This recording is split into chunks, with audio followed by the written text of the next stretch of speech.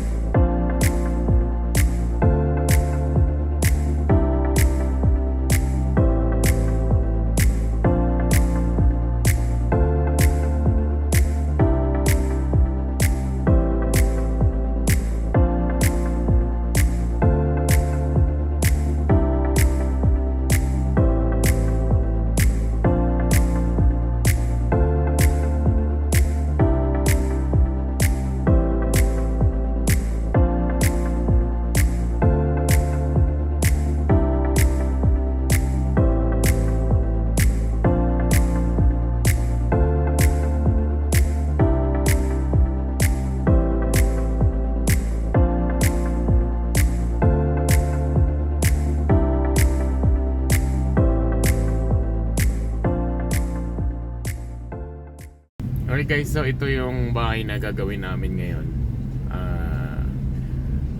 Malaki siya. Kung titingnan nyo guys, ito yung itsura ng bahay dito. So this is the house. Yan. So yan ang bahay ng isang kababayan natin. Clean ko muna. Yeah.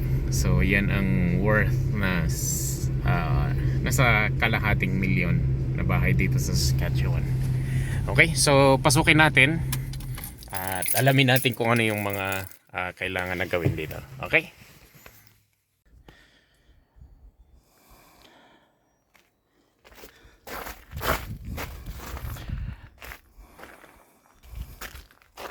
So guys, papasok tayo ngayon dito sa bahay na ginagawa namin ngayon. So this is worth $500,000. Okay. Ang taas ng pinto nila, grabe. Ganda mo naman yan. So yan ang living room nila. At ito yung stairs. Paakyat. So ito naman papunta sa basement. Okay. So I think maybe ito yung bahay na to, na built to siya ng 2015. So medyo magulo ngayon kasi ginagawa namin guys. Bago sila mag-move in, kailangan maayos namin yung lahat na pwede. So yung mga carpet doon sa may master bed, tsaka sa 2 bedrooms, kailangan maayos namin. So ito pa. So yan ang living room niya. There. Tsaka mayroon siyang stairs. Bakit doon sa master bed. Okay. Ang ganda ng chandelier na dito. Tsaka yung color, I like it. It's so welcoming. So ito yung pinaka-dining niya. So this is the dining room. Buksan mo lang para maliwanag na konti. So yan yung dining room niya. At least may idea kayo guys kung pagkano yung mga bahay dito sa amin sa Saskatchewan. Dito, especially dito sa Saskatoon. So ito yung kitchen. Grabe yung ano niya. Tawag nito.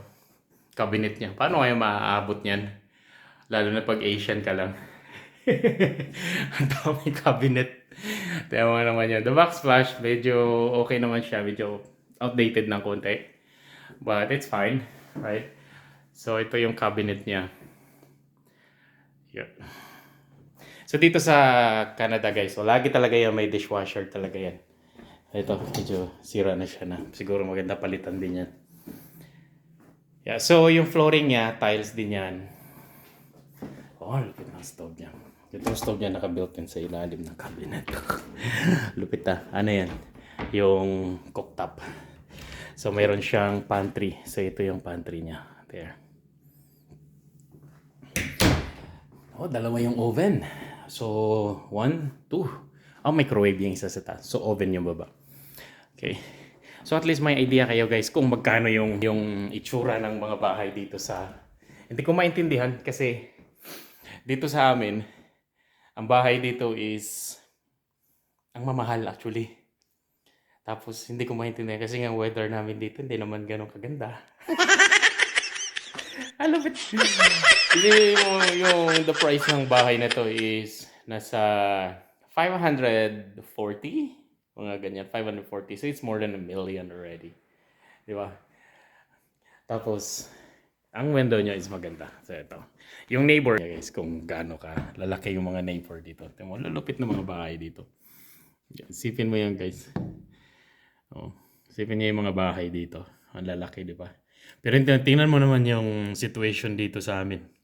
Di ba? Ang pangit na weather.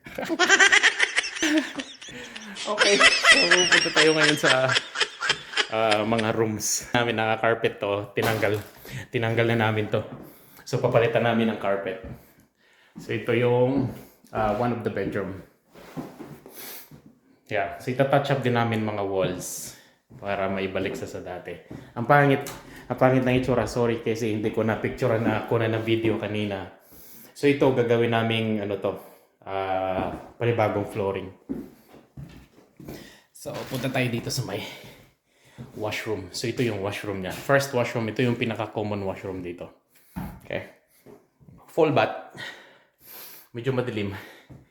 Wala nga lang siyang ilaw. Yung mga ginagawa namin, halos yung mga newly built, lalo na pag ako gumawa, naglalagay talaga ako ng ilaw doon sa may dyan sa may taas ng taas nitong shower. Kasi nga, alam mo, mas maganda yung mas maliwanag ito. Medyo mas madilim siya ng konti. Okay? Ito yung next bedroom. Mas maliit. Yan. So ito yung third bedroom. Okay. Yeah. Yung flooring niya is tile. So ito ngayon, paakit tayo ngayon sa master bedroom. So master bedroom, ang luwag niya. Okay, sobrang laki. So yan siya, pababa. Tapos itong master bedroom, may sarili siyang closet. Hindi ko alam kung closet or pantry or any. Kasi may sarili siyang closet dito. Siguro, alam mo naman, pag yung mga babae, sobrang dami ng damit. So, lahat ng closet sa kanila, optional na lang dito siguro sa sawa na lang to. So, another closet. Ito yung maganda sa master bed kasi nga, lalaki ng niya. Ang lalaki ng mga windows. Tapos, mayroon siya ditong sariling patio. Grabe, nag-i-stay yung tubig dito. So, mayroon siyang sariling patio dito. So, dyan. Nilang naman din doon, mga bahay. O, diba? Grabe yung mga bahay dito. Ang lalaki. Sobrang laki. Diba? Malupit yung mga bahay. Yan. So, sarap ko muna. Okay. Tapos, meron siya sa bathroom niya dito. Meron silang jet tub. Wow. Okay. Yeah. So, i-repair din namin yung baba kasi nagli-leak siya doon. Tapos, meron siyang sarili niyang shower dito. Tingnan naman guys yung shower niya. Oh, di ba? Ang lupit. Oh, di ba? Ang ganda ng shower. Yeah. Medyo medyo dark yung color ng which is very, siya, tawag nito. Tawag ito, hindi ko maano yung term. Medyo dark, madilim. Tapos, ayan yung jet. Tapos dito, okay, yung vanity niya dito. Ang laki din ang vanity niya. Yeah. Oh, ganda doon ng ilaw. Okay, so dito, sarili yung toilet. Asan yung ilaw? Asan yung switch ng ilaw nito? Walang ilaw? Saan yung ilaw? Oh, bukas na rin doon? Wala rin.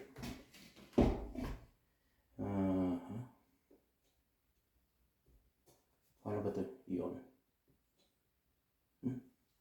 I don't know. Ang dami niyang dami niyang switch. Yeah. So, may another siya niya. Pero hindi na namin gagalawin to. Okay. Alright. So, ito yung pinaka-master bed niya. So, yan. At least may idea kayo kung ano yung mga itsura ng mga bahay dito sa amin sa mga malalaki bahay. Okay. So, ito yung pinaka-walk-in closet. So, ang laki ng walk-in closet niya. Sorry guys kasi natanggal ko na yung mga carpet dito. Yeah. Ang luwag. Sobrang laki. Ang dami mo may ilalagay. Parang kwarto na nga to sa atin Sobrang laki. Pero closet lang dito. So, yeah.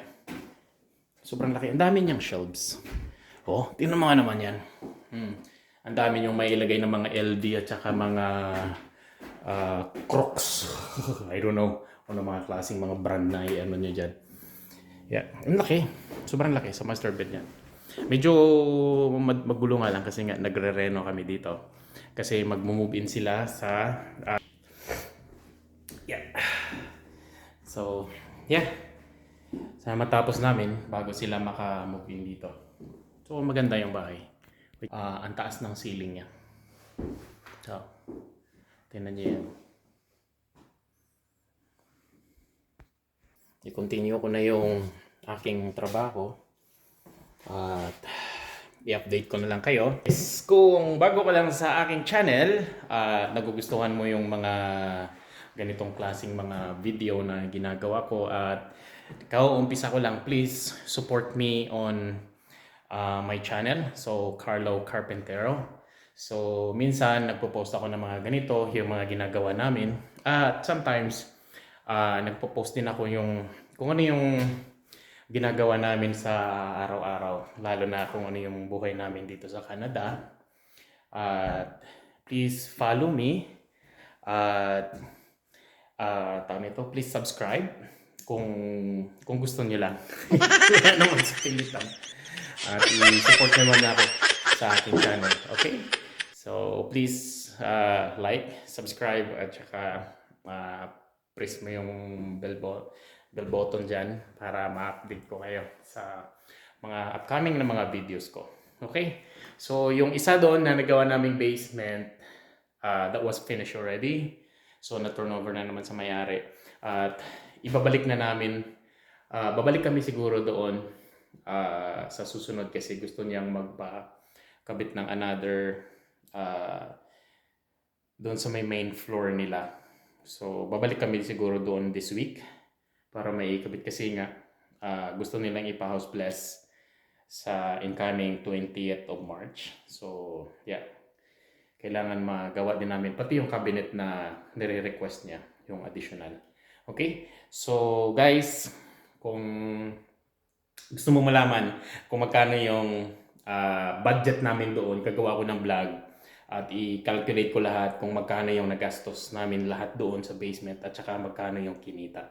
Okay? Para mayroon kayong ideas kung ano ba talaga yung buhay ng mga contractor dito. Okay? So, maraming salamat at God bless.